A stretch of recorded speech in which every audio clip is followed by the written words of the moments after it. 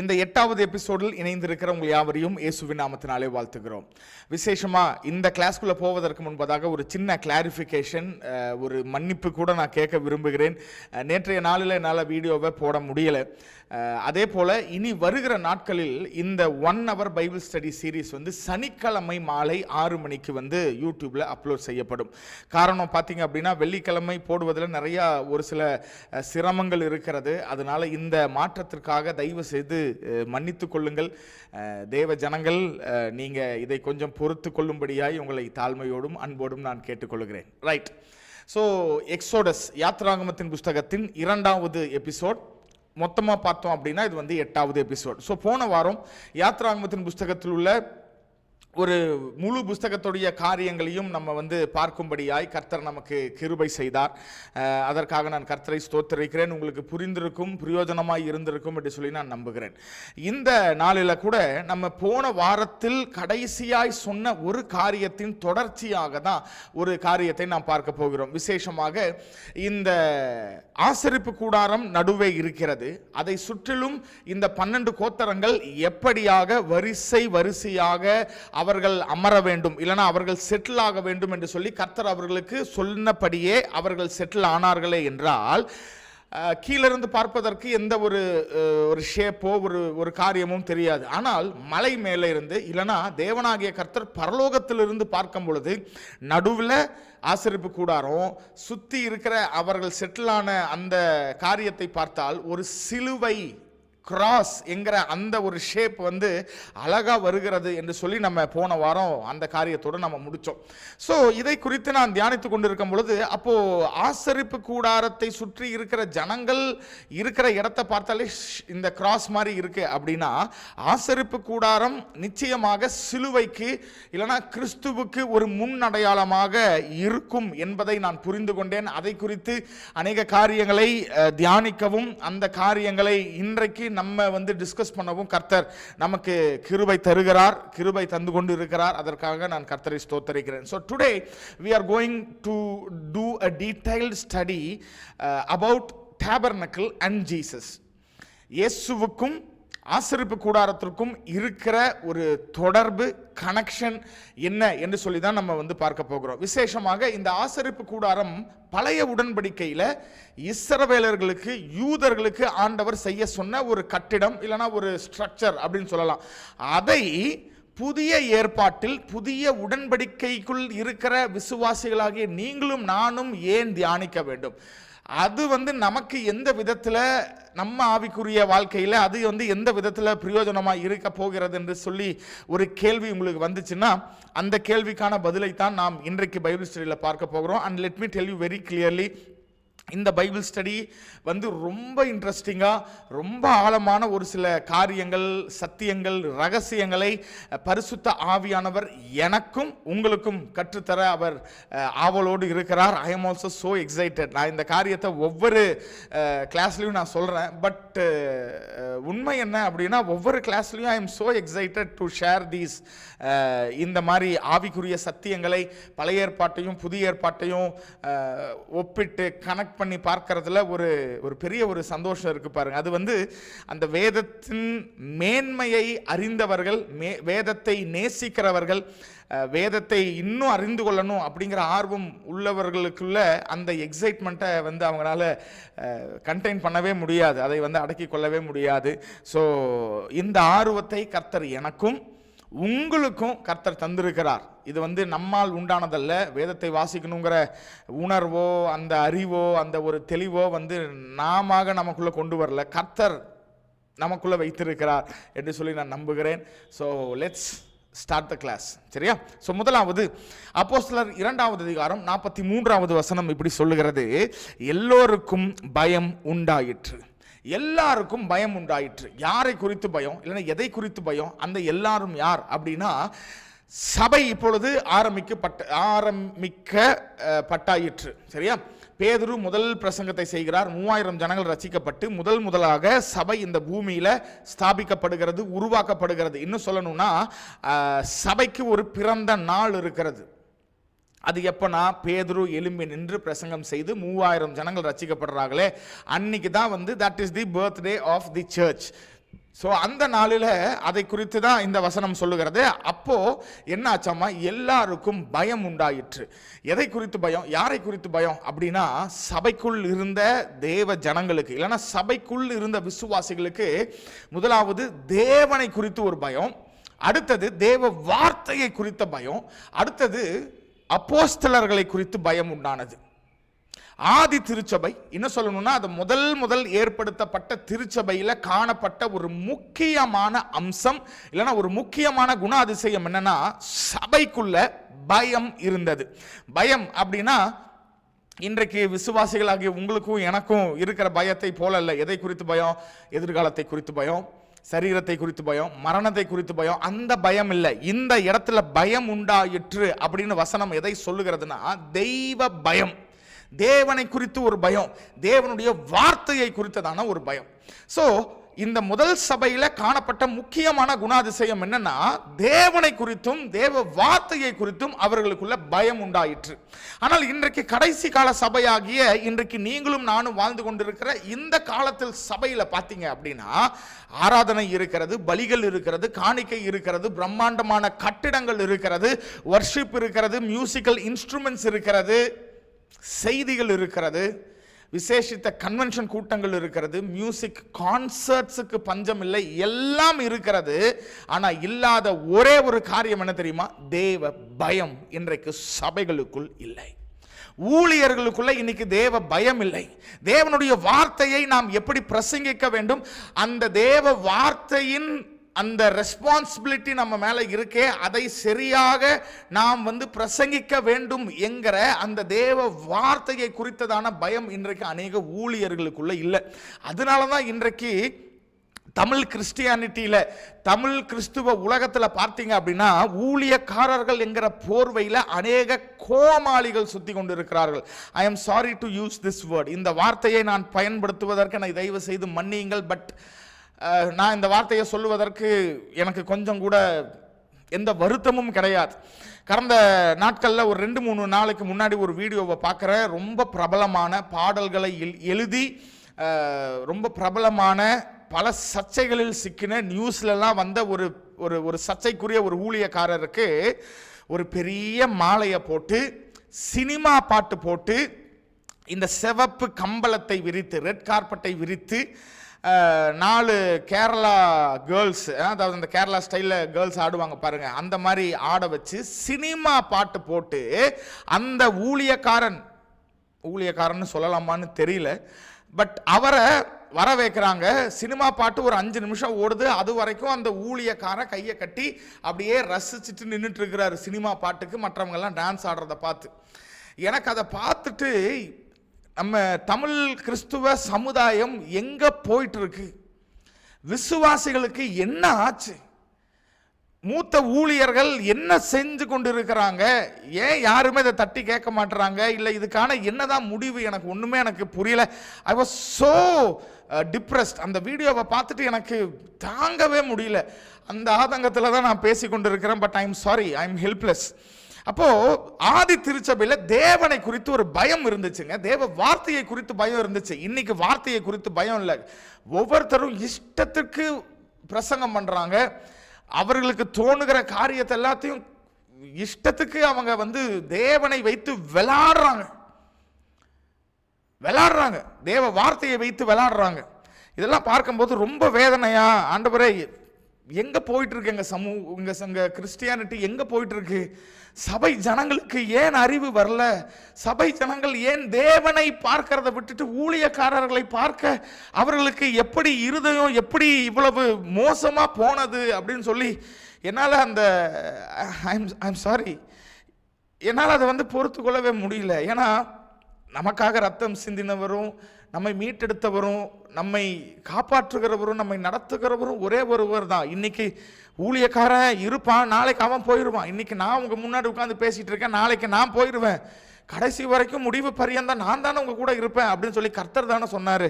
ஆண்டவரை பார்க்கறத விட்டுட்டு பாட்டு எழுதுறவனையும், கூத்தாடி போல ஸ்டேஜில் நின்றுட்டு ஆட்டம் ஆடுறவனையும் பார்த்து இன்றைக்கு கிறிஸ்துவ சமூகம் கெட்டு போகிறதை குறித்து நான் ரொம்ப வேதனை அடைகிறேன்.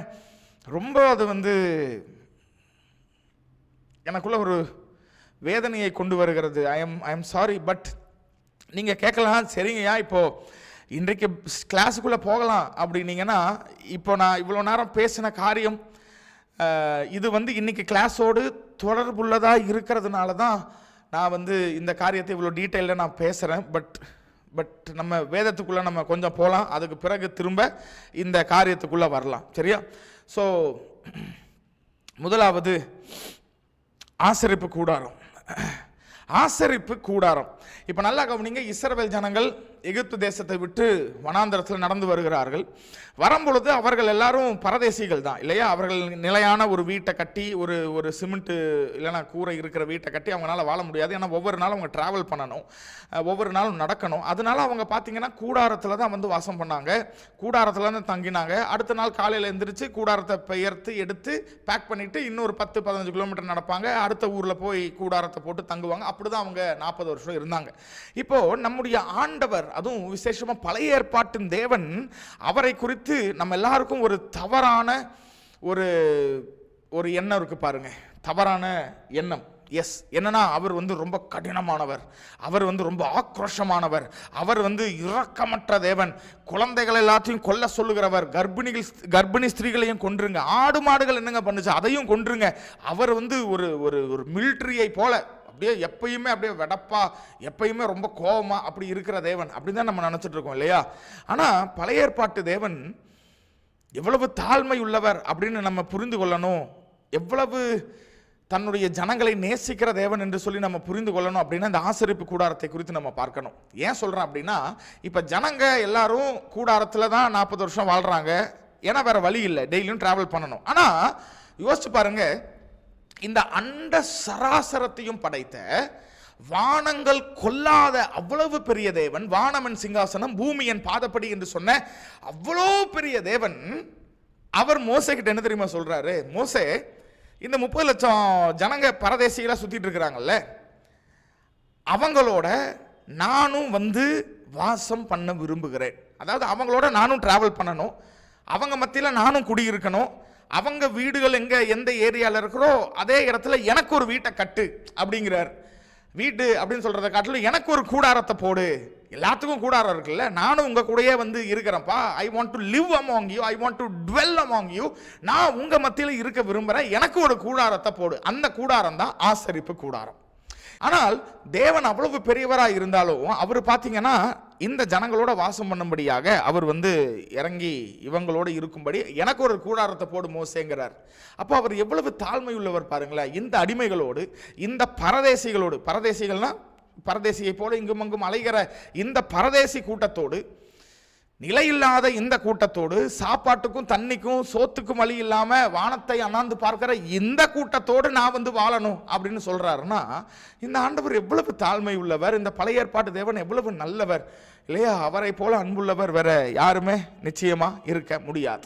இப்போ ஆசரிப்பு கூடாரம் அப்படின்னா, இன்றைக்கு நம்ம ஒரு சில எபிரேயர் சொற்கள், சரிங்களா, ஹீப்ரூ வேர்ட்ஸை நம்ம கற்றுக்கொள்ள போகிறோம். ஏன்னா அது ரொம்ப ரொம்ப ரொம்ப முக்கியம் இந்த ஸ்டடிக்கு. நம்ம புரிஞ்சு கொள்ளணும் அப்படின்னா ஒரு 4 எபிரேய சொற்களை நம்ம இன்னைக்கு படிக்க போகிறோம். ஸோ அதில் டேபர்னக்கிள், ஆசரிப்பு கூடாரம் அப்படின்னா, அந்த ஆசரிப்பு கூடாரத்துடைய எபிரேய சொல் என்ன அப்படின்னா மிஷ்கான். சரிங்களா, மிஷ்கான். இப்போ இந்த மிஷ்கான் அப்படின்னா அதோடைய தமிழ் அர்த்தம் என்ன? மிஷ்காம் அப்படின்னா அதோடைய தமிழ் அர்த்தம் என்னன்னா வாசம் செய்யுதல். டு டுவெல், டு லிவ் அப்படின்னு சொல்லி அர்த்தம், வாசம் செய்யுதல். இப்போ இதே வார்த்தையை நம்ம புதிய ஏற்பாட்டில் வாசிக்கிறோம். எங்க தெரியுமா வாசிக்கிறோம்? யோவான் எழுதின சுவிசேஷம் 1வது அதிகாரம் 14வது வசனத்தில் நம்ம இப்படி வாசிக்கிறோம். அந்த வார்த்தை மாம்சமாகி கிருபையினாலும் சத்தியத்தினாலும் நிறைந்தவராய் நமக்குள்ளே வாசம் பண்ணினார். நமக்குள்ளே வாசம் பண்ணினார் அப்படிங்கிற இந்த தமிழ் வார்த்தை இருக்கு பாருங்க, வாசம் பண்ணினார். இதே வார்த்தையை புதிய ஏற்பாட்டில் எழுதப்பட்ட கிரேக்க மொழியில நான் இந்த ஸ்கிரீன்ல போடுறேன் பாருங்க. பாத்தீங்க அப்படின்னா அந்த வாசம் பண்ணினார் அப்படிங்கிறதற்கு அதோடைய அந்த வார்த்தையுடைய அர்த்தம் என்ன இருக்குன்னா, to dwell as in tent, ஒரு கூடாரத்தில் வாசம் பண்ணுறது போல வாசம் பண்ணுகிறது. அடுத்தது பாருங்க, ஹாவ் டேபர்னக்கிள். டேபர்னக்கிள் அப்படின்னா ஆசரிப்பு கூடாரம்.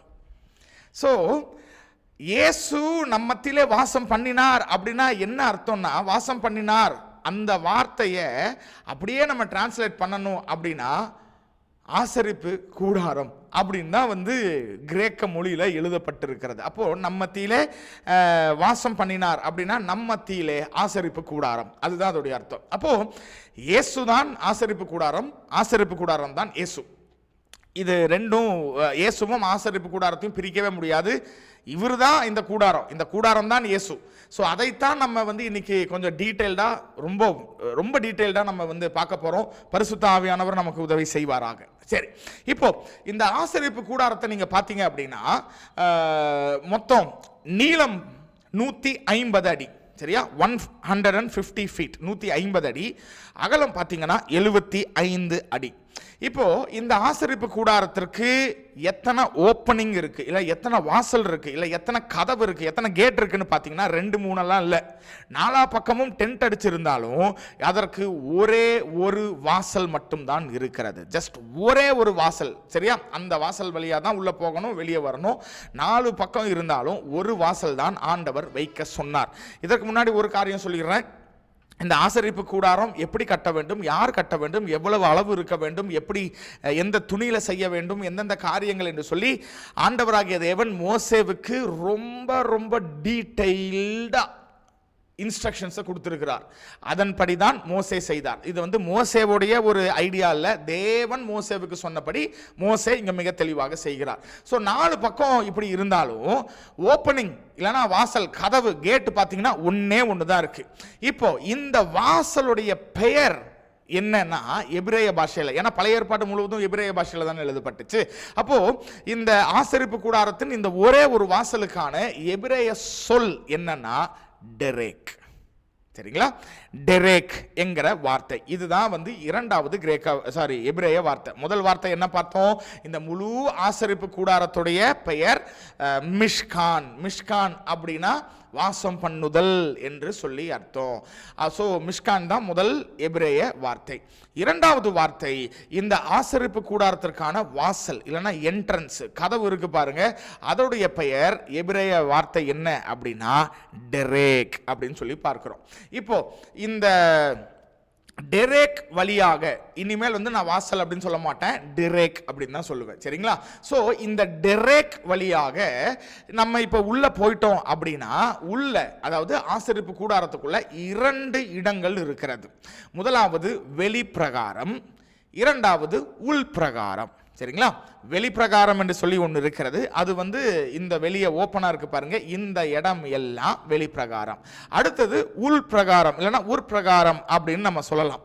இப்போ இந்த உட்பிரகாரத்தையும் நீங்க பார்த்தீங்க அப்படின்னா இந்த உட்பிரகாரத்தை 2ஆக பிரிக்கலாம். என்னன்னா முதலாவது பரிசுத்த ஸ்தலம், இரண்டாவது மகா பரிசுத்த ஸ்தலம். ஓகே, ஸோ த ஹோல் டேபர்னக்கிள், அதாவது முழு ஆசரிப்பு கூடாரம் இருக்கு. டெரேக் வழியா நம்ம உள்ள போயிட்டோம் அப்படின்னா வெளிப்பிரகாரம் இருக்கிறது. அதுக்கப்புறம் உள்ள ஒரு சின்ன கூடாரம் இருக்கிறது, அதுதான் உட்பிரகாரம். அதை நம்ம மீண்டும் 2ஆக பிரிக்கலாம். முதலாவது என்னன்னா இது பரிசுத்த ஸ்தலம், இரண்டாவது மகா பரிசுத்த ஸ்தலம் என்று சொல்லி நம்ம பார்க்கிறோம். சரி, இப்போ இந்த பிரகாரத்திற்குள்ள யாரெல்லாம் வரலாம், அதாவது இந்த டெரேக் அந்த வாசல், டெரேக் என்கிற வாசலுக்குள்ள யாரெல்லாம் வரலாம் அப்படின்னா எல்லா இஸ்ரவேலர்களும் வரலாம். எல்லா இஸ்ரவேலர்கள் 12 கோத்திரத்தை சேர்ந்த இஸ்ரவேலர்கள், யூதர்கள் எல்லாரும் என்ன பண்ணலாம்னா இந்த டெரேக் வழியாக உள்ள வரலாம்.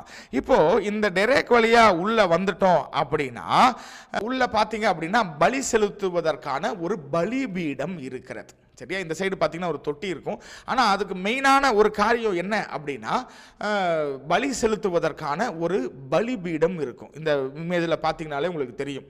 ஸோ இந்த பலிபீடத்தில் என்ன செய்வாங்க அப்படின்னா இந்த இஸ்ரவேல் ஜனங்கள் எல்லாரும், புறஜாதிகள் இந்த டெரேக் வழியா உள்ள வருவதற்கு அனுமதி இல்லை. இஸ்ரவேலர்கள் மட்டும்தான் இந்த ஆசரிப்பு கூடாரத்திற்குள்ள வர முடியும். சரிங்களா? புறஜாதி யாரா இருந்தாலும் சரி, தேவனை விசுவாசித்தாலும் என்ன பண்ணாலும் உள்ள வருவதற்கு தேவன் அவர்களுக்கு அனுமதி கொடுக்கவில்லை.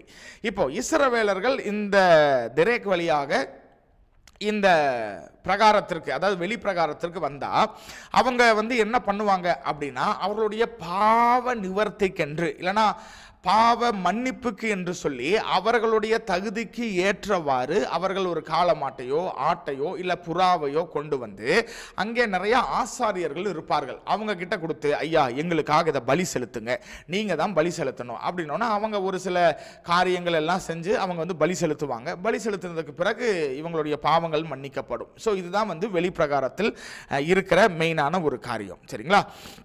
இப்போ இந்த வெளிப்பிரகாரத்திலிருந்து அடுத்தது உள்ள இன்னும் ஒரு சின்ன ஒரு டென்ட் இருக்கு பாருங்க, உள்ள ஒரு சின்ன ஒரு கூடாரம் இருக்கு பாருங்க, அதுதான் உள்பிரகாரம் இல்ல உட்பிரகாரம் அப்படின்னு சொல்லி பார்த்தோம்.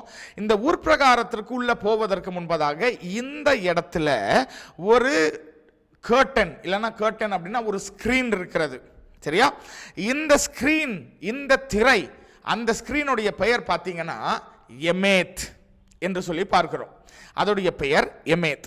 இப்போ இந்த எமேத்தை நம்ம திறந்துட்டு உள்ள போனோம் அப்படின்னா அதுதான் பரிசுத்த ஸ்தலம். வெளிப்பிரகாரத்திலிருந்து இந்த எமேத்துங்கிற ஸ்கிரீனை திறந்துட்டு நம்ம உள்ள போனாதான் பரிசுத்த ஸ்தலம்.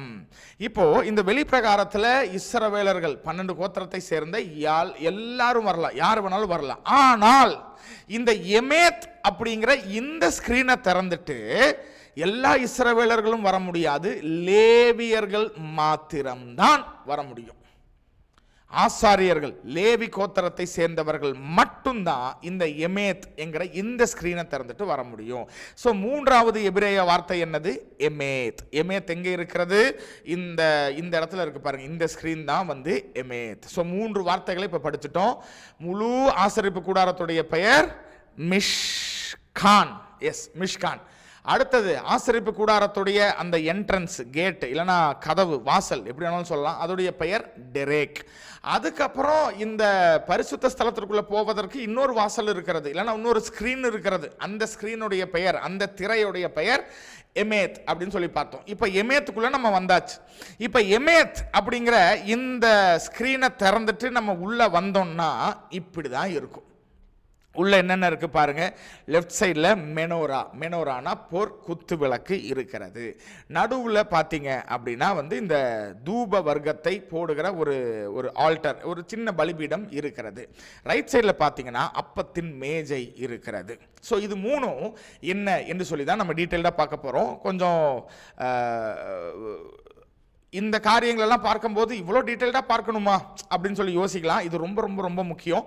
கொஞ்சம் போர் அடிக்கிற மாதிரி தெரியலாம், but let me tell you, இறுதியில் நம்ம வந்து எல்லாத்தையும் கனெக்ட் பண்ணி பார்க்கும்போது நமக்கு அப்போ தான் புரியும் இந்த ஒவ்வொரு காரியமும் எவ்வளவு இம்பார்ட்டண்ட் அப்படின்னு சொல்லி. அதனால் தயவு செய்து கொஞ்சம் பொறுத்து இதை நீங்கள் கவனிக்கும்படியாக உங்களை தாழ்மையோடு நான் கேட்டுக்கொள்கிறேன். சரி, இப்போ லெஃப்ட் சைடில் இருக்கிற இந்த பொற்குத்து விளக்கு இது எதற்கு அடையாளமாக இருக்கிறது? பொற்குத்து விளக்கில் பார்த்தீங்கன்னா 7 கேண்டில் வச்சுருப்பாங்க. அந்த 7 கேண்டிலும் எப்பயுமே வந்து எரிஞ்சுக்கிட்டே இருக்கணும். ஸோ உள்ளே பார்த்தீங்கன்னா வந்து இருட்டாக தான் இருக்கும். ஏன்னா இப்போ வெளிப்பிரகாரம் பார்த்தீங்கன்னா வந்து ஓப்பனாக இருக்குது, வெளிச்சம் வரும், சூரியனுடைய வெளிச்சம் வரும், எல்லாமே வரும். ஆனால் இந்த எமேத்ங்கிற இந்த ஸ்க்ரீனை ஓப்பன் பண்ணிட்டு நீங்கள் பரிசுத்த ஸ்தலத்துக்குள்ளே வந்துட்டீங்கன்னா ஃபுல் இருட்டாக இருக்கும். அங்கே ஒரே ஒரு வெளிச்சம் மட்டும்தான் இருக்கிறது. அது இந்த பொற்கொத்து விளக்காகிய இந்த மெனோராவில் இருக்கிற இந்த வெளிச்சம் மாத்திரமே. இந்த வெளிச்சம் அணைஞ்சிருச்சுன்னா அவ்வளோதான், எல்லாமே அங்கே ஃபுல் இருட்டாயிரும். அப்போது இந்த பரிசுத்த ஸ்தலத்தில் வெளிச்சத்தை தருகிறது எது அப்படின்னா இந்த மெனோரா என்கிற குத்து விளக்கு.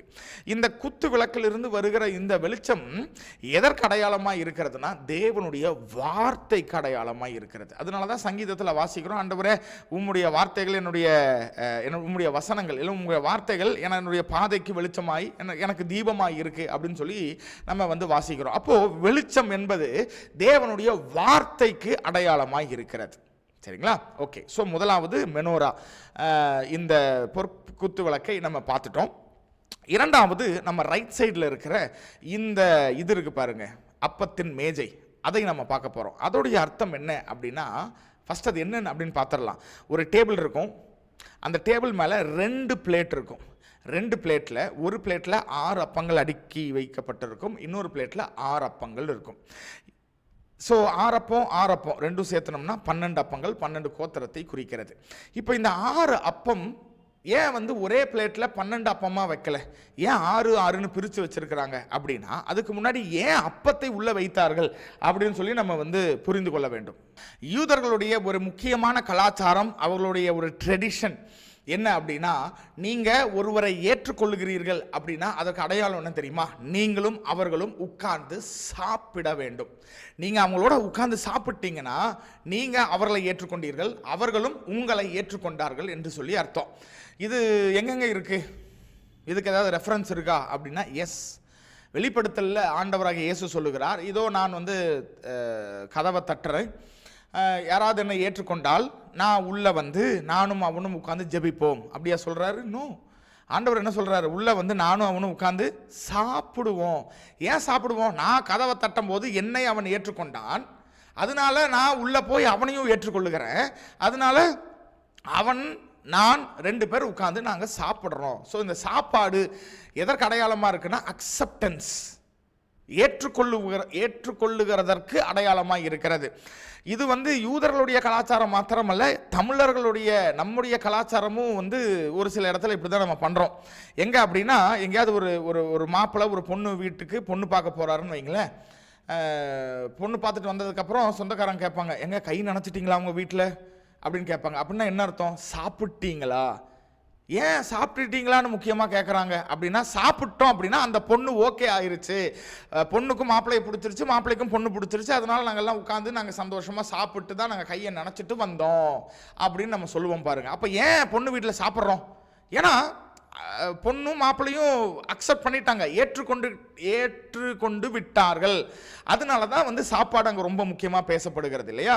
அப்போது இந்த ஆசரிப்பு கூடாரத்துக்குள்ள, அதுவும் இந்த பரிசுத்த ஸ்தலத்திற்குள்ள ஏன் அப்பங்கள் வைக்கப்பட்டிருக்கிறது அப்படின்னா, ஒரு தட்டில் 6 அப்பங்கள். அது வந்து தேவன் நம்மை ஏற்றுக்கொண்டார், நானும் தேவனை ஏற்றுக்கொண்டேன் அப்படிங்கிறதுக்கு அடையாளம். ஸோ தட் இஸ் மேல் நோக்கி ஒரு அக்செப்டன்ஸ், ஏற்றுக்கொள்ளுதல் அப்படின்னு கூட சொல்லலாம்.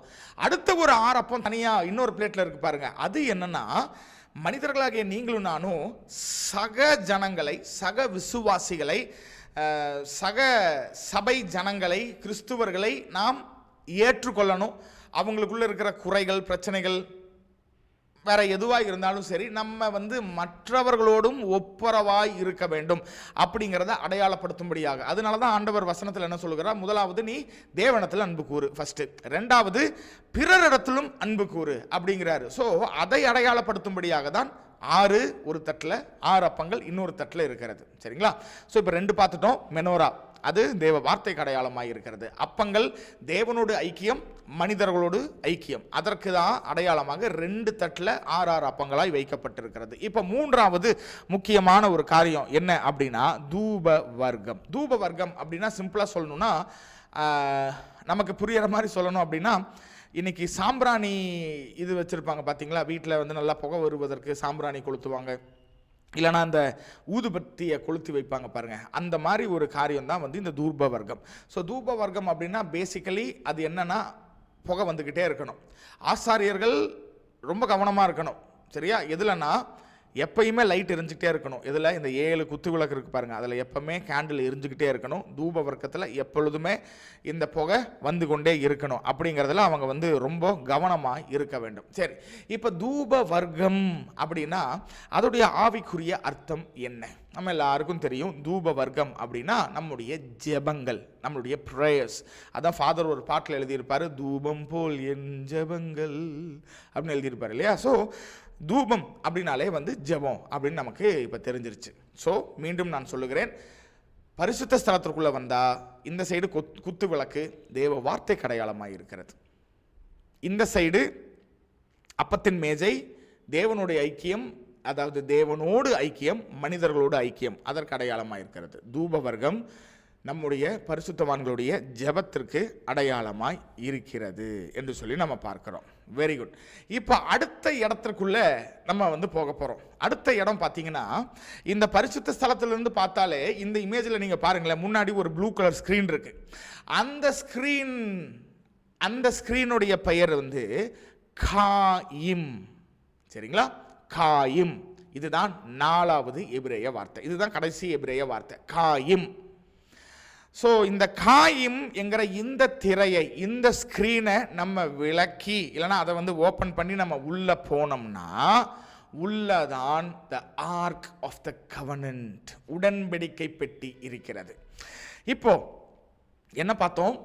வெளிய பிரகாரத்தில் இஸ்ரவேலர்கள் எல்லாரும் வரலாம், பரிசுத்த ஸ்தலத்தில் லேவியர்கள் எல்லாரும் வரலாம். ஆனால் இந்த மகா பரிசுத்த ஸ்தலத்திற்குள் லேவியர்கள் எல்லாரும் வர முடியாது, பிரதான ஆசாரியன் மட்டும்தான் வர முடியும். அதுவும் வருஷத்துக்கு ஒரே ஒரு நாள் தான் வர முடியும். And that day is called the day of the atonement. இந்த வார்த்தையை நீங்கள் எபிரேய வார்த்தை ஒரு சொல் நீங்கள் கேள்விப்பட்டிருக்கலாம், யோம் கபூர் இல்லைன்னா யோம் கிப்பூர் அப்படின்னு சொல்லுவாங்க. அது என்னன்னா பாவ நிவர்த்திக்கான ஒரு நாள். அந்த நாளில் இந்த பிரதான ஆசாரியன் இருக்கார் பாருங்களேன், அவர் என்ன பண்ணணும்? வருஷத்துக்கு ஒரு தடவை எல்லா இஸ்ரவேல் ஜனங்களுடைய பாவ மன்னிப்புக்காக அவர் வந்து மகா பரிசுத்த ஸ்தலத்திற்குள்ள போய் ஒரு சில காரியங்களை அவர் வந்து பண்ணணும். அது வந்து தேவனுடைய சட்டம், தேவன் அப்படி சொல்லியிருக்கிறார். ஆனால் இதில் ஒரு பெரிய பிரச்சனை இருக்குது. என்ன பிரச்சனைனா, இந்த வருஷத்துக்கு ஒரு தடவை மகா பரிசுத்த ஸ்தலத்திற்குள்ள போய் தேவனுடைய உடன்படிக்கை பெட்டியை பார்க்கிற இந்த ஹை பிரீஸ்ட் பிரதான ஆசாரியன் இருக்கார்ல, அவர் வந்து பரிசுத்தமாக இருக்கணும். பரிசுத்தமாக இல்லாமல் பாவத்தோடு கர்த்தருக்கு பிரியமில்லாத காரியத்தை செஞ்சுட்டு துணிகரமாக நான் போவேன் அப்படின்னு சொல்லி அதுக்குள்ளே போனாருன்னா கர்த்தர் அடிப்பார், அவன் மகா பரிசுத்த ஸ்தலத்திற்குள் செத்து மடிவான். இந்த மாதிரி செத்து மகா பரிசுத்த ஸ்தலத்திற்குள் விழுந்தவர்களுடைய பெயர்கள் வேதத்தில் இருக்கா அப்படின்னா வேதத்தில் இல்லை, பைபிளில் இல்லை. ஆனால் தால்முட் என்கிற யூதர்களுடைய பாரம்பரிய புக்கு, சரிங்களா, அதில் பார்த்தீங்கன்னா யூதர்களுடைய எல்லா காரியங்களுமே வந்து நிறையா இருக்கும். அதில் வந்து the list of high priests who died inside the most holy place, மகா பரிசுத்த ஸ்தலத்திற்குள்ள மரித்து போன பிரதான ஆசாரியர்களுடைய ஒரு பெரிய பட்டியலே வந்து நமக்கு அதில் வந்து எழுதப்பட்டு இருக்கிறது.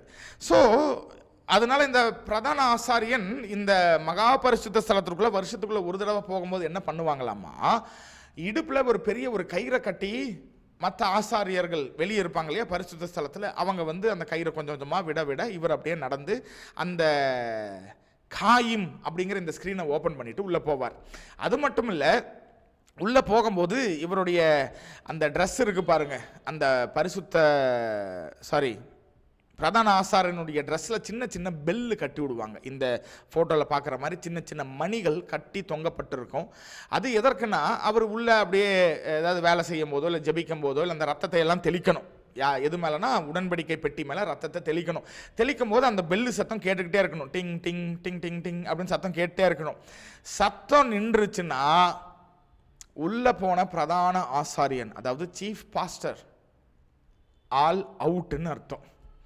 ஸோ வெளியே இருக்கிறவங்க இப்போ செத்து போன டெட் பாடியை இல்லைன்னா செத்து போன பிரதான ஆசாரியனை யாரும் உள்ளே போய் டெட் பாடியை வெளியே எடுத்துகிட்டு வர முடியாது இல்லையா, ஏன்னா உள்ளே போனால் இவங்களும் ஆள் காலி ஆயிடுவாங்க. அதனால டெட் பாடியை வெளியே இழுப்பதற்காக என்ன பண்ணுவாங்கன்னா அந்த கயிறை பிடிச்சி இழுப்பாங்க, உள்ளேருந்து டெட் பாடி அப்படியே வெளியே வரும்.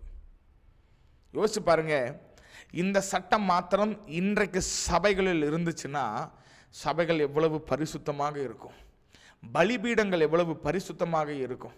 இன்றைக்கு பலிபீடத்தில் ஏறி ஏற்கனவே இன்ட்ரடக்ஷனில் பார்த்த மாதிரி ஒவ்வொரு ஊழியக்காரரும் இஷ்டத்துக்கு பணத்துக்காக புகழுக்காக பேருக்காக பாப்புலாரிட்டிக்காக வியூஸ்க்காக என்னென்னமோ பேசி கொண்டிருக்கிறாங்க. அப்படியெல்லாம் தேவனுடைய வார்த்தையில் இல்லாத கட்டுக்கதைகள், தேவ வார்த்தைக்கு விரோதமாக பேசி பைபிளில் இருக்குன்னு சொல்லி ஜனங்களை ஏமாற்றுகிற ஒரு சில காரியங்களெல்லாம் பேசுகிற ஊழியக்காரர்கள் பலிபீடத்தில் ஏறி மைக்க பிடிச்சோன்னே செத்து விழுந்தாங்க.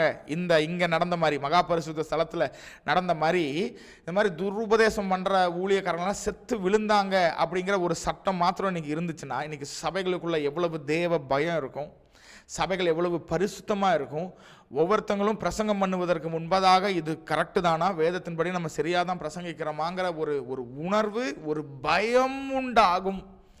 இன்னைக்கு ஆண்டவர் கிருபையாக இருக்கிறதுனால we are taking him for granted. ஆண்டவர் தானே, அப்படி தானே இப்படி தானே சொல்லி ஆண்டவரை இன்னைக்கு வந்து ஆண்டவரோடு விளையாடுகிற ஜனங்கள் இன்னைக்கு அதிகமாயிட்டாங்க. ஆனால் இந்த சட்டம் இருந்துச்சுன்னா ரொம்ப நல்லா இருக்கும் இல்லையா? ஸோ அதே போல் இந்த இவங்க இருக்காங்க இல்லையா, பிரதான ஆசாரியன் உள்ளே போகும்போது அவனுடைய குடும்பத்தின் மனநிலையை யோசிச்சு பாருங்க. பிரதான ஆசாரியனுக்கு மனைவி இருப்பாங்க, பிள்ளைங்க இருப்பாங்க, எல்லாரும் வெளியே உட்காந்து அப்பா உயிரோட வருவாரா வரமாட்டாரா அப்படின்னு சொல்லி ஒரு ஆப்ரேஷன் தியேட்டரில் வெளியே எப்படி டென்ஷனாக உட்காந்துருப்போமோ அந்த மாதிரி டென்ஷனாக உட்காந்துருப்பாங்க இல்லையா? ஏன்னா உயிரோட வரணும், அவர் கர்த்தர் அடித்து செத்து போயிடுவாரா அப்படிங்கிற ஒரு பயத்தோடு இருப்பாங்க. அவர் அந்த உள்ளே செய்ய வேண்டிய காரியங்கள் எல்லாத்தையும் செஞ்சுட்டு மகா பரிசுத்த ஸ்தலத்திலிருந்து வெளியே வரும்போது தான் இவங்களுக்கெல்லாம் அப்பாடா நம்ம அப்பா உயிரோட இந்த வருஷம் வந்துட்டார் அப்படின்னு என்ன அர்த்தம்? அடுத்த வருஷம் இவர் திருப்பி போகணும், அடுத்த வருஷம் திருப்பி சாவாரா இல்லை திரும்ப உயிரோட வருவாரா அப்படிங்கிற பெரிய ஒரு பயம் கலந்த தேவ பக்தி. நான் மீண்டும் சொல்லுகிறேன், தேவ பக்தியும் வேணும், பயமும் வேண்டும், பயம் கலந்த தேவ பக்தி வேண்டும். இன்றைக்கு பக்தி இருக்குது, ஆனால் தேவ பயம் இருக்கா அப்படின்னா நிறையா சபைகளில் இல்லை. ஏன் பாஸ்டர் இன்னைக்கு சபைகளில் பாஸ்டர்ஸை குறித்து ரொம்ப பேசுகிறீங்க அப்படின்னா போக போக நமக்கு புரியும் பாருங்கள். இதை நம்ம பார்க்கும்போது நமக்கு புரியும். ஓகே, ஸோ 4 எபிரேய வார்த்தைகளை பார்த்தோம். இந்த முழு ஆசரிப்பு கூடாரத்துடைய பெயர் மிஷ்கான். அடுத்தது ஒரே ஒரு வாசல் என்ட்ரன்ஸ் இருக்குது, அதோடைய பெயர் டெரேக். அடுத்தது உள்ள பரிசுத்த ஸ்தலத்திற்குள்ளே போவதற்கு முன்பதாக ஒரு திரை இருக்கிறது, அதோடைய பெயர் எமேத். அடுத்தது பரிசுத்த ஸ்தலத்திலிருந்து மகா பரிசுத்த ஸ்தலத்திற்குள்ளே போவதற்குள்ள ஒரு திரை இருக்கிறது, ஒரு ஸ்க்ரீன், அதோடைய பெயர் காயிம் அப்படின்னு சொல்லி நம்ம பார்த்தோம். இந்த 4 வார்த்தையை நல்லா கவனிச்சுக்கோங்க. அதில் இந்த மிஷ்கான்கிறத கூட நம்ம விட்டுறலாம், மிஷ்கான்கிறது ஆசரிப்பு கூட அதை விட்டுருங்க. ஆனால் இந்த 3 வார்த்தை ரொம்ப முக்கியம். டெரேக், எமேத், காயிம், இந்த 3 வார்த்தைகள் ரொம்ப ரொம்ப முக்கியம். லெட் மீ ரிப்பீட் அகெயின், டெரேக், எமேத், காயிம். சரிங்களா? ஓகே, இப்போ ஆண்டவர் தன்னுடைய மரணத்திற்கு முன்பதாக, இப்போ இந்த ஆசரிப்பு கூடாரத்தை ஒரு பக்கம் நம்ம வச்சிடலாம். இப்போ நம்ம புதிய ஏற்பாட்டுக்கு வந்து இயேசுவை குறித்து கொஞ்சம் பார்க்க போகிறோம். அதுக்கப்புறம் இயேசுவையும் ஆசரிப்பு கூடாரத்தையும் கனெக்ட் பண்ணி பார்க்க போகிறோம். This is where things are going to get really interesting. இப்போ இயேசு மரிப்பதற்கு முன்பதாக சீஷர்களுக்கு திருவிருந்து கொடுக்கிறார் இல்லையா? இப்போ திருவிருந்து கொடுத்ததுக்கு பிறகு ஒருத்தன் வந்து வெளியே போயிடுறான். யாருன்னா நம்ம யூதாஸ்காரியோத் வெளியே போயிடுறான். போனதுக்கப்புறம் ஆண்டவர் 11 சீஷர்களுக்கு நிறைய ரகசியங்களை சொல்லிக் கொடுக்குறார். நான் போக போகிறேன், எங்கள் அப்பா வீட்டில் அநேக வாசஸ்தலங்கள் இருக்குது, நான் எல்லாத்தையும் ரெடி பண்ணிவிட்டு திரும்ப வந்து நான் உங்களை கூட்டிகிட்டு போவேன், நான் உங்கள் கூட இருப்பேன், பயப்படாதீங்க அப்படின்னு சொல்லி பரலோகத்தை குறித்தும் அவருடைய 2வது வருகை குறித்தும் ஒரு சில காரியங்களை மேலோட்டமாக அவர்களுக்கு சொல்லிட்டு, அதுக்கு பிறகு 14வது அதிகாரத்தில் அவர் வந்து ஒரு வார்த்தையை சொல்லுகிறார். அதுவும் 6வது வசனத்தில், நானே வழியும் சத்தியமும் ஜீவனுமாய் இருக்கிறேன். இது எல்லாருக்கும் தெரிந்த ஒரு முக்கியமான ஒரு வசனம். இயேசு என்ன சொல்லுகிறார்? நானே வழியும் சத்தியமும் ஜீவனுமாய் இருக்கிறேன் அப்படின்னு இயேசு சொல்லுகிறார். இப்போ இந்த வார்த்தை நமக்கு எப்படி புரிகிறது? இல்லைன்னா இத்தனை ஆண்டுகளாக ரட்சிக்கப்பட்டு நீங்கள் எவ்வளோ ஆண்டுகளாக இருந்தாலும் நமக்கு இதோடைய ஆழம், இந்த வசனத்துடைய அர்த்தம் நமக்கு என்ன புரியும்னா, நானே வழி அப்படின்னா பரலோகத்துக்கு போகக்கூடிய வழி அவர் தான். ஆமாம், அவரை அல்லாமல் யாரும் பிதாவினிடத்தில் வர முடியாதுன்னு அவரே சொல்லியிருக்கிறாரே, அப்போ இயேசு தான் வழி அப்படின்னு நம்ம சொல்கிறோம். 2வது, நானே வழியும் சத்தியமும். சத்தியம்னா வந்து அவர் தான் வந்து சத்தியம், அவர் தான் உண்மை, அவர் சொல்லுகிற வார்த்தைகள் தான் வந்து ஜீவன் தருகிற சத்தியம் உள்ள வார்த்தைகள், உண்மையான வார்த்தைகள், அதனால அவர் தான் சத்தியம். 3வது ஜீவன் அப்படிங்கிறாரு. ஜீவன்னா ஆமாங்க, அவருடைய ரத்தத்தினால் கழுவப்பட்டாதான் நமக்குள்ள வந்து புதிய ஜீவன் உண்டாகுது. 2வது மரித்து நம்ம பரலோகத்துக்கு போய் நித்திய ஜீவன் பெறணும் அப்படின்னா அது இயேசுவால் மட்டும்தான். ஸோ அதனால தான் அவர் ஜீவன் அப்படிங்கிறாரு அப்படின்னு சொல்லி, நானே வழி சத்தியமும் ஜீவனுமாய் இருக்கிறேன் அப்படின்னா நம்ம இந்த ஒரு கான்செப்டில் இல்லைன்னா இந்த ஒரு அண்டர்ஸ்டாண்டிங்கில் நம்ம இந்த வசனத்தை புரிந்து கொள்கிறோம். ஆனால் ஆண்டவராகிய இயேசு இந்த வார்த்தைகளை சொல்லும்போது சீஷர்கள் அது வரைக்கும் அப்படியே சாதாரணமாக உட்கார்ந்து திருவிருந்தில் உட்காந்துருந்தவங்க, ஆண்டவர் சொல்லுகிறார் நானே வழியும் சத்தியமும் ஜீவனுமாய் இருக்கிறேன் அப்படின்னா சீஷர்களுக்கு அப்போ தான் ஒரு புது வெளிப்பாடு, ஒரு சர்ப்ரைஸ், ஒரு ஆச்சரியம், ஐயோ அப்படிங்கிற ஒரு காரியம் சீஷர்களுக்கு அப்போ தான் உண்டாச்சு. அப்படி என்னங்க சீஷர்களுக்கு உண்டாச்சு? அப்படி என்ன சீஷர்களுக்கு ஒரு ஆச்சரியம் இருந்துச்சு? நானே வழியும் சத்தியம் ஜீவன் அப்படின்னு சொன்னதில் சீஷர்களுக்கு என்ன ஒரு பெரிய ஒரு ஆச்சரியம், ஒரு பெரிய ஒரு காரியம் அப்படின்னா, தமிழில் இந்த வார்த்தைகளை வழி சத்தியம் ஜீவன் வாசிச்சா புரியாது. இங்கிலீஷில் I am the way the truth and the life படித்தா புரியாது. கிரேக்க மொழி, ஏன்னா ஆண்டவர் இந்த புதிய ஏற்பாட்டை யோவானில் தானே இந்த வசனம் இருக்குது. ஆமாம், 14வது அதிகாரம் 6வது வசனம் கிரேக்க மொழியில் வாசித்தாலும் புரியாது. ஆனால் எபிரேய பாஷையில் இதே வார்த்தையை பார்த்தா தான் நமக்கு புரியும். ஏன் எபிரேய பாஷையில் பேசணும், இல்லைனா பார்க்கணும்? புதிய ஏற்பாட்டு கிரேக்க மொழியில் எழுதப்பட்டிருக்கிறது. ஆனால் இந்த வசனத்தை மட்டும், நானே வழியும் சத்தியம் ஜீவனும்ங்கிற வார்த்தைகளை மாத்திரம் நம்ம எபிரேய பாஷையில் எதுக்கு பார்க்கணும் அப்படின்னா, இங்கே தான் இயேசு அவருக்கு என்னென்ன லாங்குவேஜஸ், என்னென்ன மொழிகள் தெரிந்திருந்தது என்பதை ஃபஸ்ட்டு நம்ம புரிஞ்சுக்கணும். சரியா? இயேசுவுக்கு குறைந்தது 3 மொழிகள் தெரிந்திருந்திருக்க வேண்டும். இயேசுக்கு 3 தான் தெரியுமா அப்படின்னா, அவருக்கு எல்லா மொழியும் தெரியும். பட் இந்த பூமியில் வாழும் பொழுது அவர் 3 மொழிகளை தான் பேசியிருக்கணும். முதலாவது கிரேக்க மொழி. கிரேக்க மொழி தெரிந்ததுனால தான், இன்ஃபேக்ட் கிரேக்க மொழி தான் முதல் இன்டர்நேஷ்னல் லாங்குவேஜ். இன்றைக்கி எப்படி இங்கிலீஷ் இன்டர்நேஷ்னல் லாங்குவேஜாக இருக்கும். இங்கிலீஷ் தெரிஞ்சால் நீங்கள் உலகத்தில் எங்கே வேணாலும் யாருக்கிட்ட வேணாலும் நீங்கள் போய்க்கலாம், பேசிக்கலாம், பொழைச்சிக்கலாம். அதே போல் இந்த உலகத்தில் முதல் இன்டர்நேஷ்னல் லாங்குவேஜ் எதுனா கிரேக்க பாஷை. அலெக்சாண்டர் மாவீரன் கொண்டு வந்த அந்த கிரேக்க கலாச்சாரம், அந்த கிரேக்க லாங்குவேஜ் மொழி, அதெல்லாம் முழு உலகத்துக்கும் தெரிந்திருந்தது. அதனால தான் இயேசு பார்த்தீங்க அப்படின்னா ரோமர்கள் கிட்டையும், சரிங்களா, ரோமர்களுடைய மொழி லத்தீன் மொழி. ஆனால் ரோம நூற்றுக்கு அதிபதி கிட்டையும் இயேசு பேசுவார். அடுத்தது இஸ்ரவேல் தேசத்தை விட்டு வேற ஒரு தேசத்திற்கு, புறஜாதியின் தேசத்திற்கு, இல்லை தெக்காப்போலி அப்படிங்கிற ஒரு சில இடங்கள்ல பார்க்குறோம் பாருங்க, அதெல்லாம் இஸ்ரவேல் தேசத்துக்கு வெளியே இருந்துச்சு. அங்கே போனாலும் ஆண்டவர் பேசுகிறாரு, அந்த ஜனங்களுக்கு புரியுது. எப்படி புரியுது? நம்ம பைபிள் ஃபுல்லாக தமிழ்லையே வாசிக்கிறனால எல்லாரும் அப்படி தமிழில் தான் பேசுனாங்க போல அப்படின்னு நினச்சிக்கிறோம். இல்லை, ஒவ்வொரு ரீஜியன்லையும் ஒவ்வொரு ஏரியாவிலையும் ஒவ்வொரு மொழிகள் இருந்தது. ஆனால் யூதனாகிய இயேசு புறஜாதிகளாகிய மற்ற மொழிகளை பேசி கொண்டிருந்த ஜனங்களோடும் தாராளமாக பேசினார். ஒரு கானானிய ஸ்திரீ வரா, அவர்கிட்டையும் பேசுகிறாரு. அடுத்தது இந்த மாதிரி நிறைய வித்தியாசமான பலதரப்பட்ட ஃபாரின் ஜனங்கள்னா யூதர்கள் அல்லாத மற்ற தேசத்தின் ஜனங்கள் இயேசுவிடத்தில் பேசுகிறாங்க. இயேசுவும் நல்லா அவங்களோட சரளமாக பேசுகிறார். எப்படி பேசினார்? அங்கே தான் இந்த கிரேக்க மொழி ஒரு plays a very important role. இந்த கிரேக்க மொழி ஒரு முக்கியமான ஒரு காரியத்தை அங்கே செய்கிறது. ஏன்னா இயேசுவுக்கு கிரேக்க மொழியும் தெரியும், புறஜாதிகளுக்கும் கிரேக்க மொழியும் தெரியும். ஸோ அவங்க தாய்மொழி எதுவாக இருந்தாலும், இன்றைக்கி நம்ம இங்கிலீஷில் பேசுகிறது போல் இயேசு கிரேக்க மொழியில் எல்லாத்தையும் பேசினார். ஸோ இயேசுவுக்கு முதலாவது கிரேக்க மொழி தெரியும். இரண்டாவது அராமிக் என்கிற மொழி. அராபிக் இன்னைக்கு மிடில் ஈஸ்டில் முஸ்லிம்ஸ் பேசுகிற மொழி. அராமிக், அந்த மொழியை இயேசு பேசினார்.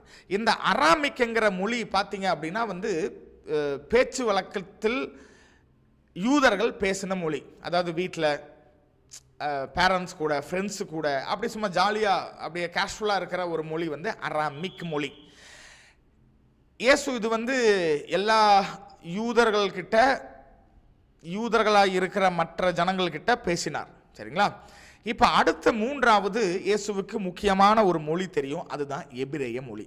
இந்த எபிரேய மொழியை ஆண்டவராகிய இயேசு பயன்படுத்தினார் அப்படின்னாலே அங்கே ஏதோ ஒரு முக்கியமான கருத்தையோ, முக்கியமான சத்தியத்தையோ, முக்கியமான ஒரு டாக்ட்ரினையோ, இல்லைனா பழைய ஏற்பாட்டின் காரியங்களை ஒப்பிட்டு கனெக்ட் பண்ணுவதற்காக ஆண்டவராகிய இயேசு பேசியிருக்கிறார் என்பதை நாம் புரிந்து கொள்ள வேண்டும்.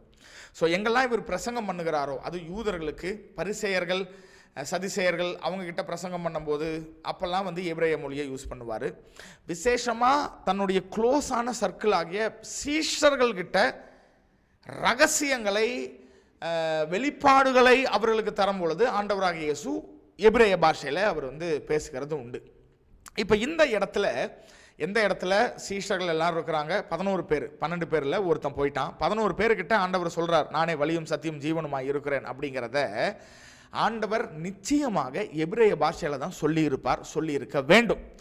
ஏன் ஒருவேளை இதை எழுதின யோவான் வேணா கிரேக்க மொழியில் எழுதியிருக்கலாம். கிரேக்க மொழியில் வேற வார்த்தைகள் இருக்கும் இல்லையா? அதாவது வலிக்கு கிரேக்க வார்த்தை என்னமோ அதை எழுதியிருப்பார். சத்தியத்துக்கு கிரீக் வேர்டு என்னமோ அதில் எழுதியிருப்பார். ஜீவனுக்கு கிரேக்க வார்த்தை என்னமோ அதை எழுதியிருப்பார். எழுதும்போது அவர் கிரேக்க வார்த்தையில் எழுதினாலும் இயேசு பேசும்போது நிச்சயமாக எபிரேய பாஷையில் தான் அவர் பேசியிருப்பார் என்று சொல்லி 100% நம்மால் சொல்ல முடியும். அது எப்படி பாஸ்டர்? யோவான் கிரேக்க மொழியில் தான் எழுதுகிறார், ஆனால் இயேசு எபிரேய பாஷையில் தான் சொல்லும் போது சொன்னார்னு எப்படி சொல்கிறீங்க? இதற்கு ஆதாரம் இருக்கா? இது நீங்கள் எந்த அடிப்படையில் சொல்கிறீங்க அப்படின்னா, எஸ், அதை தான் நம்ம பார்த்து கொண்டு இருக்கிறோம், பார்க்க போகிறோம். இப்போது இந்த வார்த்தைகள் இருக்கு இல்லையா, நானே வழியும் சத்தியமும் ஜீவனுமாய் இருக்கிறேன். இந்த வார்த்தையை நான் உங்களுக்கு ஸ்க்ரீனில் எபிரேய மொழியில் நான் போடுகிறேன். I am the way, the truth and the life. அதை நான் உங்களுக்கு படித்து காட்டுறேன் பாருங்கள். John 14:6 in Hebrew reads, அதுக்கப்புறம் எபிரேய வார்த்தைகள் இருக்குது. ஐ எம் சாரி, எனக்கு எபிரேய பாஷை படிக்க தெரியாது. ஆனால் அதுக்கப்புறம் this translates to Jesus said to him, I am the way, the truth and the life. No one comes to Father except through me. இப்போ இதுக்கு கீழே key phrase breakdown, ஒவ்வொரு முக்கியமான வார்த்தைகளுடைய பிரேக் டவுன் என்னன்னு சொல்லி முதலாவது பார்த்தீங்கன்னா, அனோக்கி ஹா டெரேக். இந்த இடத்துல ஆண்டவர் பயன்படுத்துகிற முக்கியமான ஒரு வார்த்தை டெரேக். டெரேக் என்றால் பக்கத்திலே இருக்கு பாருங்க, ஐ ஆம் த வே, நானே வழி. அடுத்தது சொல்லுகிறார் எமேத். எமேத் என்றால் அதோடைய அர்த்தம் சத்தியம், த ட்ரூத். அடுத்தது காயிம், அதோடைய அர்த்தம் என்னன்னா ஜீவன், த லைஃப். அப்போ ஆண்டவர் நானே வழியும் சத்தியமும் ஜீவனுமாய் இருக்கிறேன் அப்படின்னு சீஷர்கள்கிட்ட என்ன சொல்றாருன்னா, நான் தான் ஆசரிப்பு கூடாரத்திற்கு இருக்கிற அந்த வாசலாகிய தெரேக். அடுத்தது சத்தியமாகிய எமேத், ஜீவனாகிய காயிம். அப்போது நான் ஏற்கனவே சொன்ன பிரகாரம் ஆண்டவர் இந்த 3 வார்த்தையை, நான் தான் தெரேக், நான் தான் எமேத், நான் தான் காயும்னு சொன்ன உடனே எபிரேய பாஷையை நன்றாய் அறிந்திருந்த சீஷர்களுக்கு எப்படி இருந்திருக்கும்? அப்போ இவரு தான் ஆசரிப்பு கூடாரத்தின் வாசலா? அப்போ இவரு தான் பரிசுத்த ஸ்தலத்திற்குள்ளே போகக்கூடிய அந்த திரையாகிய எமேத்தா?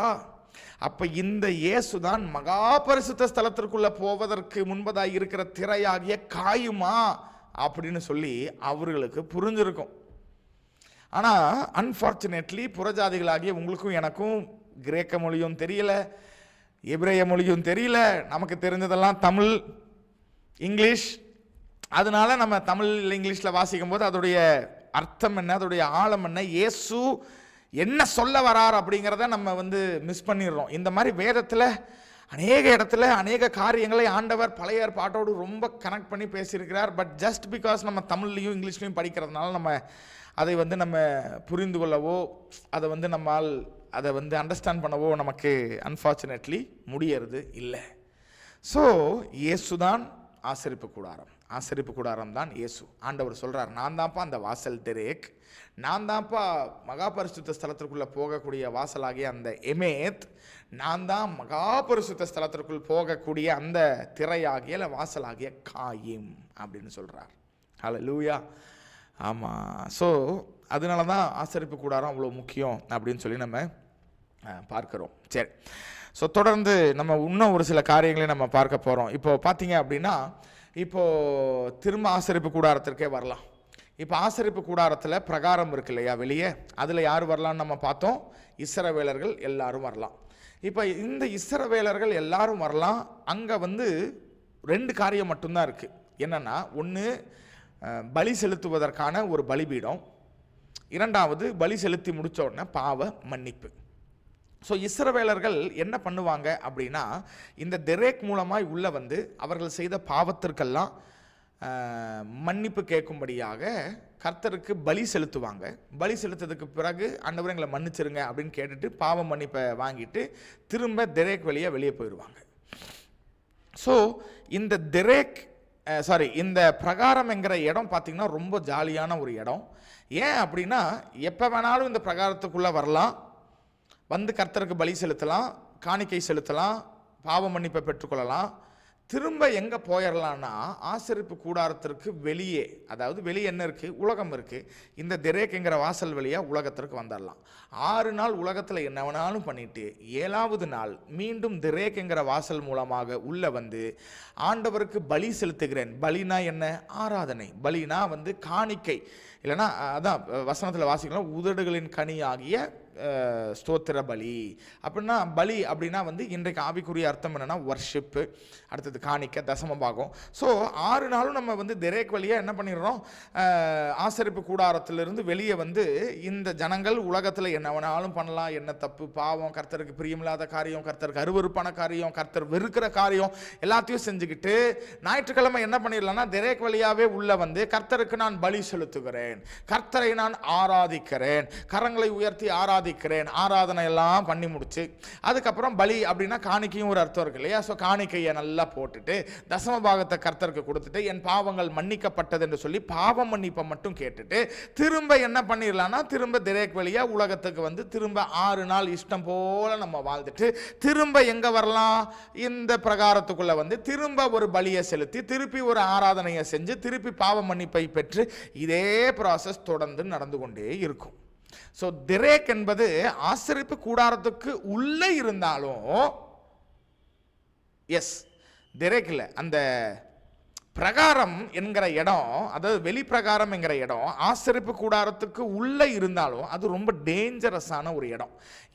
ஏன்னா உலகம் நம்மை இன்ஃப்ளூயன்ஸ் பண்ணிகிட்டே இருக்கும். ஏன்னா நம்ம இங்கேருந்து வெளியே பார்க்கலாம், உலகத்தில் என்ன நடக்குது, உலகத்தில் யார் என்ன செஞ்சுக்கிட்டு இருக்கிறாங்க, உலகத்தில் எப்படிப்பட்ட ட்ரெண்டான காரியங்கள் நடந்து கொண்டு இருக்கிறதுன்னு சொல்லி பார்க்கலாம். It's a very dangerous place. எந்த கிறிஸ்துவர்களும் அங்கே இருக்கக்கூடாது. ஆனால் புதிய ஏற்பாட்டு சபைக்கு ஒரு பிறந்த நாள் இருந்ததுன்னு சொல்லி பார்த்தோம் இல்லையா? அது என்னைக்கு? பேதுரு எழும்பி நின்று பிரசங்கம் செய்கிறார், 3000 ஜனங்கள் ரட்சிக்கப்படுகிறார்கள். ரட்சிக்கப்பட்டதற்கு பிறகு என்ன நடந்ததுன்னு சொல்லி வாசித்தோம் அப்படின்னா ரொம்ப ரொம்ப ரொம்ப இன்ட்ரெஸ்டிங்காக ஆச்சரியமாக இருக்கும். வாசிக்கலாமா? அப்போஸ்தலர் 2வது அதிகாரம் 42வது வசனம்.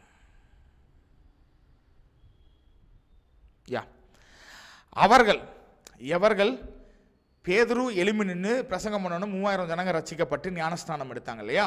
இப்போ அந்த ஜனங்கள் எல்லாம் யாருன்னா அவங்க தான் முதலாக திரேக் என்கிற இயேசு தான் இப்போ திரேக் இல்லையா? இயேசு தான் திரேக், இயேசு தான் எமேத், இயேசு தான் காயும் அப்படின்னு புரிஞ்சிருச்சு நமக்கு.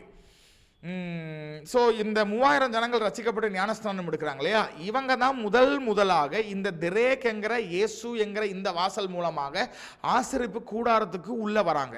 இப்போ ஆசரிப்பு கூடாரத்துக்கு உள்ள வந்த உடனே அவன் இந்த 3000 ஜனங்களும் எங்க நிற்கணும் நியாயமா? ஃபர்ஸ்ட் உள்ள என்ட்ரு ஆனோன்னா வெளிப்பிரகாரத்தில் தானே நிற்கணும். ஆனால் வசனம் என்ன சொல்லுது பாருங்க, இவங்க எங்க நின்னாங்களாமா? அவர்கள் அப்போஸ்தலருடைய உபதேசத்திலும் அந்யோனியத்திலும் அப்பம் பிட்குதலிலும் ஜெபம் பண்ணுதலிலும் உறுதியாய் தரித்திருந்தார்கள். அப்படின்னா என்ன அர்த்தம்? உபதேசத்திலும் அப்படின்னா வசனத்திலும், இரண்டாவது அந்யோன்யம்னா தேவனோட அந்யோன்யம், அடுத்தது அப்பம் பிட்குதல் அப்படின்னா மற்றவர்களோடு சேர்ந்து அவர்களோடு இருக்கிற ஐக்கியம், அடுத்தது ஜெபம் பண்ணுதல். இதெல்லாம் எங்க இருக்கு? வெளியே இருக்கிற பிரகாரத்தில் யாருக்கு இல்லை. இந்த வசனம், தேவனோட ஐக்கியம், மற்றவர்களோட அப்பம் பிக்குதல், அடுத்தது ஜெபம், இது எங்க இருக்கு? நம்ம ஏற்கனவே பார்த்தோம், மகா பரிசுத்த ஸ்தலத்திற்குள்ள மெனோரா தான் வசனம். இந்த சைடு அப்பத்தின் மேஜை இருக்கு பாருங்க, அதுதான் தேவனோட ஐக்கியம், மற்றவர்களோடு அப்பம் பிக்குதல். நடுவில் இருக்கிற இந்த தூப வர்க்கம் அதுதான் ஜெபம். அப்போ இல்லைன்னா முதல் சபையில் முதலாக ரட்சிக்கப்பட்ட விசுவாசிகளை அப்போஸ்தலர்களுக்கு ஒரு காரியம் ரொம்ப கிளியராக தெரிஞ்சிருந்துச்சு. என்னன்னா, ரட்சிக்கப்பட்ட விசுவாசிகளை நம்ம வெளிப்பிரகாரத்தில் கொண்டு வந்து நீங்கள் பலி செலுத்தினா போதும், நீங்கள் காணிக்க கொடுத்தா போதும். பலினா ஆராதனை, நீங்கள் ஆராதனை வர்ஷிப், பாட்டு பாடி ஆராதனை, அது மட்டும் இருந்தால் போதும், அதுக்கப்புறம் நீங்கள் போயிடலாம் அப்படின்னு விடலை. அங்கே நிற்க வச்சோம்னா இந்த 3000 ஜனங்களும் பின்வாங்கி போயிடுவாங்க. அதனால நீ அங்கே நிற்காத, நேராக நீ எங்கே வந்துருனா மெனோரா என்கிற வசனத்திலும் தூப வர்க்கம் என்கிற ஜபத்திலும் அப்பத்தின் மேஜையாகிய தேவனோட ஐக்கியமும் மற்றவர்களோட ஐக்கியமும் இருக்கிற பரிசுத்த ஸ்தலத்துக்குள்ள உள்ள வந்துருங்க அப்படின்னு சொல்லி பிரகாரத்தில் நிற்கவே விடலை, வெளி பிரகாரத்தில் நிற்கவே விடலை. வாங்க வாங்க வாங்க எல்லாரும் பரிசுத்த ஸ்தலத்துக்குள்ள வந்துருங்கன்னு சொல்லி அப்போஸ்தலர்கள் இந்த 3000 ஜனங்களையும் உள்ள கூட்டிட்டு வந்துட்டாங்க. இப்போ இதுக்கு பிறகுதான் அடுத்த வசனத்தில் நம்ம இப்படி வாசிக்கிறோம், எல்லாருக்கும் பயம் உண்டாயிற்று. எல்லாருக்கும்னா யாரு? அந்த 3000 ஜனங்களுக்கு பயம் உண்டாயிற்று. ஏன் பயம் உண்டாச்சு? ஏன்னா அவர்கள் இப்பொழுது மெனோரா என்கிற வசனத்தில் உறுதியா இருக்கிறாங்க. அப்பத்தின் மேஜையாய் இருக்கிற, அதுக்கு அடையாளமா இருக்கிற தேவனோட ஐக்கியத்திலும் பிறரோட ஐக்கியத்திலையும் சரியா இருக்கிறாங்க. அடுத்தது இங்க இருக்கு பாருங்க, நடுவில் தூப வர்க்கம் என்று சொல்லப்படுகிற ஜெபத்தில் கரெக்டா இருக்கிறாங்க. அதனால அந்த ஜனங்களுக்கு தேவனை குறித்தும் தேவ சபையை குறித்தும் உபதேசத்தை குறித்தும் தேவ வார்த்தையை குறித்தும் பயம் இருந்துச்சு. இன்றைக்கு இருக்கிற சபைகளில் பார்த்தீங்க அப்படின்னா அன்பார்ச்சுனேட்லி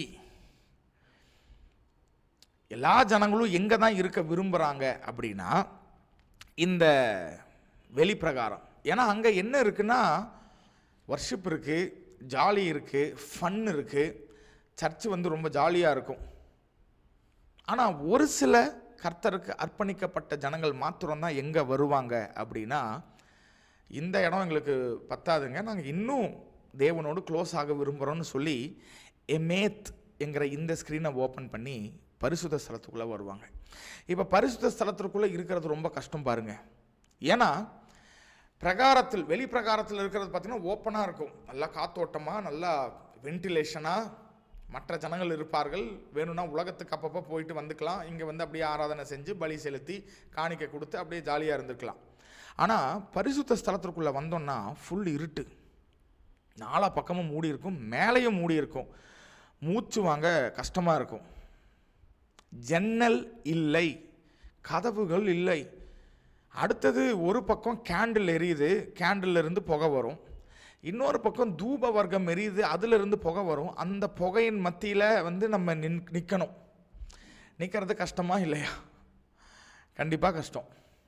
வெளியே இருக்கிறது கஷ்டமா இல்லை இங்கே உள்ளே இருக்கிறது கஷ்டமானா உள்ளே இருக்கிறது ரொம்ப கஷ்டம். ஏன்னா புகை வந்துக்கிட்டே இருக்குது, வெளியே போகிறதுக்கு இடமும் இல்லை, மூச்சு வாங்குறதுக்கு காற்றும் இல்லை. அப்படிங்கும்போது அது ரொம்ப நெருக்கமான ஒரு இடம். அதில் இருக்க நிறைய கிறிஸ்துவர்கள் விரும்புவதில்லை. பட் ஆனால் அதுதான் பரிசுத்த ஸ்தலம்.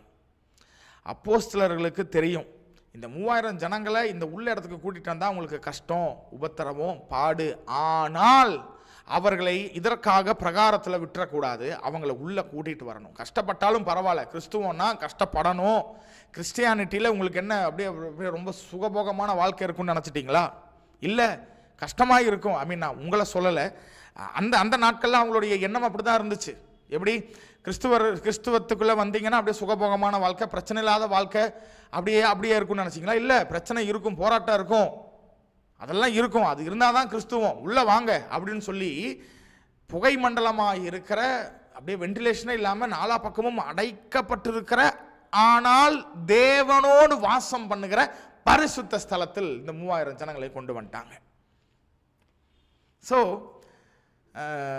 உள்ள இன்றைக்கு இருக்கிற கிறிஸ்துவம் இல்லைன்னா இன்றைக்கி இருக்கிற சபைகள் செய்ய வேண்டிய, ஊழியக்காரர்கள் செய்ய வேண்டிய, விசுவாசிகள் தங்களை தானே பரிசீலனை செய்ய வேண்டிய ஒரு காரியம் என்னன்னா, நம்ம எங்கே நிற்கிறோம், நான் எங்கே நின்றுட்டுருக்கிறேன், அப்படியே ஆராதனை, பலி, காணிக்க, தசமபாகம் இதுலேயே அப்படியே நம்ம காலத்தை ஓடிட்டுருக்கிறோமா, இல்லைன்னா அடுத்த லெவல் உள்ள எமேத்துக்கு உள்ளே வந்துட்டோம் அப்படின்னா தேவ வார்த்தையில் வளர்றோமா, வசனத்தில் வளர்றோமா, தேவனோட ஐக்கியத்தில் வளர்றோமா, பிறரோட ஐக்கியத்தில் வளர்றோமா, ஜெபத்தில் வளர்றோமா அப்படின்னு சொல்லி கொஞ்சம் நம்ம யோசித்து பார்க்கணும்.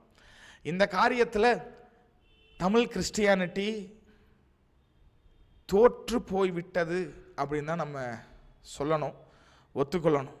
ஏன்னா இந்த வெளியே இருக்கிற இந்த பலிபீடத்தில் பார்த்தீங்கன்னா பலி செலுத்துகிறார்கள். பலி என்றால் வர்ஷிப்னு ஏற்கனவே நம்ம பார்த்தோம். ஸோ இன்றைக்கி சபை அப்படின்னாலே வர்ஷிப்பில் தான் இன்றைக்கி பாதி ஊழியங்கள் ஓடிக்கொண்டு இருக்கிறது. பாட்டு, மியூசிக்கு, இன்ஸ்ட்ருமெண்ட்ஸு, கீபோர்டு, பெரிய பெரிய ஸ்பீக்கர்ஸ் இதெல்லாம் வேண்டும். இதுக்கெல்லாம் பண்ணக்கூடாது அப்படின்னு நான் நிச்சயமாக நான் சொல்ல மாட்டேன். I am a musician my self. எனக்கு இந்த மியூசிக் எவ்வளவு முக்கியம் ஒரு சர்ச்சில்னு எனக்கு தெரியும். ஆனாலும் இதுவே ஆராதனையாய் மாறிவிடக்கூடாது, இல்லைன்னா இதுவே ஒரு சர்வீஸாக மாறிவிடக்கூடாது. ஒரு காலத்தில் பார்த்தீங்க அப்படின்னா சபை ஆராதனைகள் 1 மணி நேரம் பாடல் ஆராதனை இருந்துச்சுன்னா 1 மணி நேரம் இல்லை 1.25 மணி நேரம் 1.5 மணி நேரம் செய்தி இருந்துச்சு. ஜனங்க உட்கார்ந்து பொறுமையாக கேட்டாங்க, பரிசுத்தமாக வாழ்ந்தாங்க, கர்த்தருக்கு அர்ப்பணித்தார்கள். ஆனால் இன்றைக்கு சபைகளில் பார்த்தீங்க அப்படின்னா 1.5 மணி நேரம் ஆராதனை, பாடல்கள், வித்தியாசமான பாட்டு, மியூசிக்கோட பாட்டு, லைட்டெல்லாம் போட்டு பாட்டு, புகையை போட்டு பாட்டு, இருக்கட்டும், தப்பு சொல்லலை, இருக்கட்டும். ஆனால் அதே இம்பார்ட்டன்ஸ் தேவ வார்த்தைக்கு கொடுக்கணும் இல்லையா? 1.5 மணி நேரம் பாடல் ஆராதனை இருக்கும், 20 நிமிஷம் மெசேஜ் இருக்கும். ஏங்க 20 நிமிஷத்தில் ஒரு மெசேஜுக்கான இன்ட்ரடக்ஷனே நம்மால் கொடுக்க முடியாது. இன்ட்ரடக்ஷன் சொல்லுவதற்கே எனக்கு 20 நிமிஷம் நமக்கு போதாது. ஆனால் முழு செய்தியை 20 நிமிஷத்தில் முடிக்கணும்னா எப்படி தேவ ஜனம் எப்படி வளரும், சபை எப்படி வளரும், ஜனங்க எப்படி வெளிப்பிரகாரத்திலிருந்து எமேட்டை தாண்டி பரிசுத்த ஸ்தலத்துக்குள்ள வருவாங்க, சபையில் எப்படி தேவனை குறித்ததான ஒரு பக்தியும் தேவனை குறித்ததான பயமும் கலந்த ஒரு தேவ பயம் கலந்த தேவ பக்தி எப்படிங்க உண்டாகும்? அதனாலதான் இன்றைக்கு சபைகளில் தாறுமாறான உபதேசங்கள், கர்த்தருக்கு பிரியமில்லாத காரியங்கள் இன்றைக்கு சபைகளில் நடந்து கொண்டு இருக்கிறது என்பதை நம்ம புரிந்து கொள்ளணும். ஸோ கடைசி காலத்தில் நீங்களும் நானும் எங்கே இருக்க வேண்டியவர்களாக இருக்கணும்னா வெளிப்பிரகாரத்தில் இல்லை, எங்கே போயிடணும்னா உள்ளே வந்துடுங்க. பட் ஐ ஆம் கிளாட் நம்ம எல்லாரும் தேவ வார்த்தையில் வளரணும் அப்படின்னு சொல்லி தான் 1 மணி நேரம் உட்காந்து நம்ம பைபிள் ஸ்டடியாக தியானிக்கிறோம். இதுக்காக நானும் பிரயாசப்படுறேன், என்னை காட்டிலும் நீங்கள் ரொம்ப உட்காந்து பிரயாசப்படுகிறீர்கள். ஏன்னா தேவ வார்த்தையில் நான் வளரணும் அப்படிங்கிற ஒரு சின்ன கூட்டத்தை கர்த்தர் வைத்திருக்கிறார் அப்படிங்கிறத நினைக்கும் போது ரொம்ப அது ஒரு ஆறுதலாக இருக்குது. ஆனால் பெரும்பாலான கூட்டம் இந்த பாட்டு ஆராதனை அதுலேயே ஏமாந்துடுறாங்களே, அதுதான் கிறிஸ்துவன்னு நினச்சிட்றாங்களேன்னு சொல்லி நினைக்கும் போது ரொம்ப கவலையாக இருக்கிறது. ஒரு வசனத்தை மாத்திரம் நம்ம வாசித்து முடிக்கலாம். ஹோசியா எழுதின தீர்க்கதரிசன புஸ்தகத்தில் ஆண்டவர் ஒரு காரியத்தை சொல்லுகிறார். 4வது அதிகாரம் 6வது வசனத்தில் சொல்கிறார், என் ஜனங்கள் அறிவில்லாமையினால் சங்காரமாகிறார்கள், நீ அறிவை வெறுத்தாய், ஆகையால் நீ என் ஓகே அதனால நானும் உன்னை வெறுத்து விடுவேன். ஐ எம் சாரி, எனக்கு அந்த வார்த்தை என்னன்னு தெரியல. ஆனால் அதுக்கு அடுத்தது ஆண்டவர் சொல்கிறார் பாருங்க, நீ உன் தேவனுடைய வேதத்தை மறந்தாய், ஆகையால் நானும் உன் பிள்ளைகளை மறந்து விடுவேன். நீ வேதத்தை மறந்துட்ட, அதனால உன் பிள்ளைகளை மறந்துடுவேன் ஆண்டவர் சொல்லுகிறார். என் ஜனங்கள் சங்காரமாகிறார்கள் அப்படின்னு என்ன அர்த்தம்? தேவனால் அழைக்கப்பட்டு வாழ வேண்டிய ஜனங்கள், ஆசீர்வதிக்கப்பட வேண்டிய ஜனங்கள், நல்லா இருக்க வேண்டிய ஜனங்கள் அழிஞ்சு ஒன்றும் இல்லாமல் போயிட்டு இருக்கிறாங்க. காரணம் வேதத்திற்கு முக்கியத்துவம் இல்லை. வேதத்துக்கு முக்கியத்துவம் இல்லை. தயவு செஞ்சு இன்னைக்கு ஒரு தீர்மானம் எடுங்க, ஆண்டவரே வேதத்தை நான் இன்னும் வாசிப்பேன், வேதத்தை நான் இன்னும் தியானிப்பேன், வேதத்தை இன்னும் நான் அறிந்து கொள்வேன். கர்த்தர் ஆற்றுவார், தேற்றுவார், சுகப்படுத்துவார், தூக்குவார், சுமப்பார், இந்த மாதிரி ஆறுதலான செய்திகள் எல்லாம் ஆறுதல் வேண்டும் தான். ஆனால் அதையே கேட்டு அப்படியே அழுதுகிட்டு கர்த்தர் தேற்றுவார், ஒரு தாயை போல தேற்றுவார், தந்தையை போல சுமப்பார், அதுலேயே நின்றக்கூடாது. ஒரு பக்கம் ஆறுதல் தேறுதல் இருக்கணும், இன்னொரு பக்கம் தேவ வார்த்தைக்கு முக்கியத்துவம் தந்து தேவனை அறிந்து கொள்ளவும், ஜெபத்தில் தரித்திருக்கவும், தேவனோடு ஐக்கியத்திலும் பிறரோடு ஐக்கியத்திலையும் சரியாய் இருக்க கர்த்தர் நமக்கு கிருபை தருவாராக. ஸோ புதிய ஏற்பாட்டின் ஜனங்களாகிய நீங்கள் நம்ம இப்போது எமேத்துக்குள்ளே வந்துட்டோம் அப்படின்னா, எமேத்துனா எது? பரிசுத்த ஸ்தலம். அதுக்கு அடுத்தது மகா பரிசுத்த ஸ்தலத்திற்கு முன்னாடி ஒரு ஸ்க்ரீன் இருக்கு பாருங்க, அந்த ஸ்க்ரீன் இப்போ நமக்கு கிடையாது. ஏன் கிடையாது? வசனத்தில் நம்ம மிக தெளிவாய் வாசிக்கிறோம், இயேசு மரித்த உடனே இந்த காயும் என்கிற இந்த மகா பரிசுத்த ஸ்தலத்தை மூடி இருக்கிற இந்த திரை, இந்த ஸ்க்ரீன் மேலிருந்து கீழ் வரைக்கும் கிழிந்தது. கிழித்தவர் யார் அப்படின்னா நம்முடைய ஆண்டவராகிய இயேசு கிறிஸ்து. ஆமென். அவர் ரத்தம் சிந்தினதுனால இன்றைக்கு புறஜாதிகளாய் இருக்கிற நீங்களும் நானும் ஒரு காலத்தில் இந்த வெளிப்பிரகாரத்துக்குள்ளேயே வருவதற்கு அனுமதி கிடையாது. ஆனால் இயேசு ரத்தம் சிந்தினதுனால இன்றைக்கு நம்ம மகா பரிசுத்த ஸ்தலத்திற்குள்ள போய் நிற்கிறோம். ஹல்லேலூயா!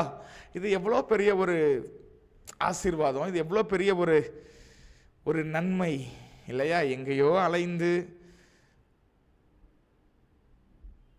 கல்லையும் மண்ணையும் ஆடுகளையும் மாடுகளையும் வேண்டிட்டு இருந்த நம்ம மூதாதையர்கள், ஆனால் இப்படிப்பட்ட ஒரு சந்ததியிலிருந்து கர்த்தர் போயும் என்னையும் போயும் உங்களையும் தேர்ந்தெடுத்து இந்த ஜீவனுள்ள தேவனை ஆராதிக்கும்படி, அவருக்கு ஊழியம் செய்யும்படி நம்மை தேர்ந்தெடுக்கிறார்.